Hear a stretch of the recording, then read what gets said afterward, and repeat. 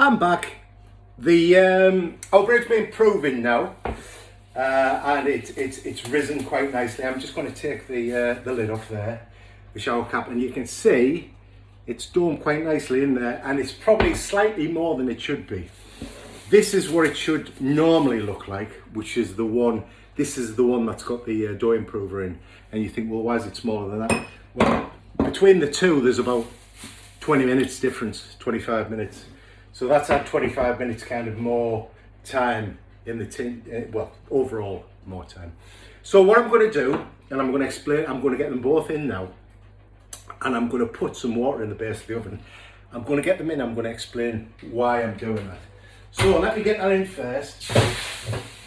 Let me get me loaves in, let me get my timer on, and then I'll explain. So on the left hand side is our, let me set the timer. Set timer for 15 minutes. Now I can explain. 15 minutes. Right, 15 minutes. So, what I've done there is basically, the loaves have proved. So they've increased in size. And like we spoke about the last one, if they keep on going, eventually they run out of oomph, and they reach a maximum and they begin to collapse, which you don't want. The first one there, as you saw, that was starting to get towards the top where it wouldn't have a lot more time before it had reached that point. The second one I showed you is more like how it should be before it goes in. It doesn't matter, they'll both turn out. The reason I'm late is I've been out with the dog, and as I'm out with the dog walkers, nightmare. You bump into them, you can't get away, and I've been saying to them for the last 10, 15, I've got bread to bake. And then they go, talk to you some more, and I've got bread to bake. And they talk. So I bumped into a few people outside, which is my excuse. Tell you, it's a nightmare. It's a nightmare trying to get these things done. So let's get back to what I'm doing and why I'm doing it. The oven is set to 190 fan, which is a higher temperature. The reason for the high temperature, because what I want to do is give it an initial blast of heat, so which is going to cause it to expand and rise. But if I leave it at that temperature when it expands and rises, what happens is it's going to expand and rise till it kills all the yeast, and then it's going to fix, and then it's going to kind of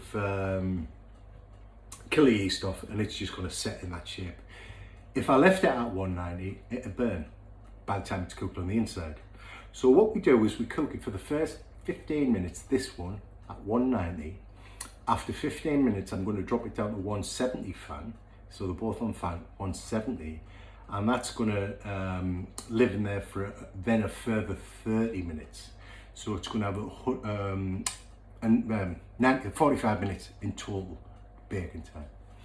Let's get back to the water. Why did we put water in? So I always say to people, put water in, it's good for your bread. Let me kind of try to explain why. So what water does, and I've got a tray at the bottom of this, because I'm using my whole oven now, because I'll come back to that as well. I'll just go so many different directions.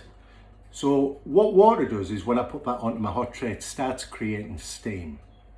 So what the steam does is it creates a moist environment inside the oven, which means that the bread, the crust of the bread doesn't dry out as fast.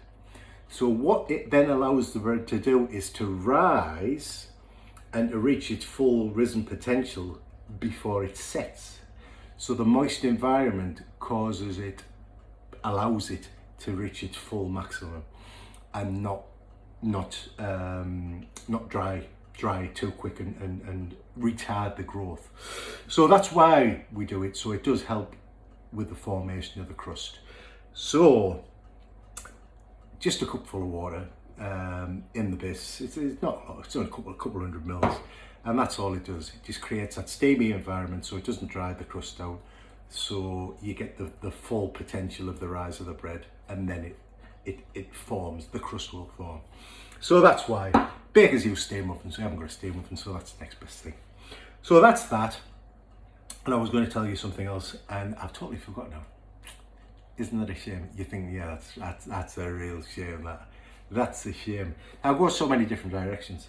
So yeah, what am I? Oh yeah, putting the oven down. So what I've had in the past is when I make these loaves in the tins, is there's two halves to my oven, top and bottom. So I usually put it in the top on the lowest bit. But I've had in the past where the loaf hits the top of the oven and sticks. I can't get it out, it's stuck in the oven. So I thought, right, I'm going to avoid that one today and I'm going to put it in the middle. Basically both together. It just acts as one oven rather than two separate ones. So what I'm expecting is the one which has got the dough improver, which is actually the smaller one going in, is probably going to end up the bigger looking one. So it'll probably dome more from the this is what I'm expecting to see, like balloon more at the top. So it'll be like balloon heavy at the top. And obviously the confines of the tin, that's not going to change. It's only going to be the top. So it's going to be more kind of top heavy looking. The other one should be normal, nice rounded, normal looking. I'm expecting, that's what I'm expecting. We'll see, won't we, when they come out. But that's that for now. So we'll see when it's baked. So 15 minutes, when that time is up, I'm going to drop it down to 170. Another 30 minutes. Bob's your uncle. Bread's on the go. It's my first like plain loaf, but I wanted to do the comparison just so you can see why does he do that. Well, we'll see the difference when it comes out. So bye for now. We'll see you when it's done. So watch what you're doing. See you shortly. I'm going to have coffee now.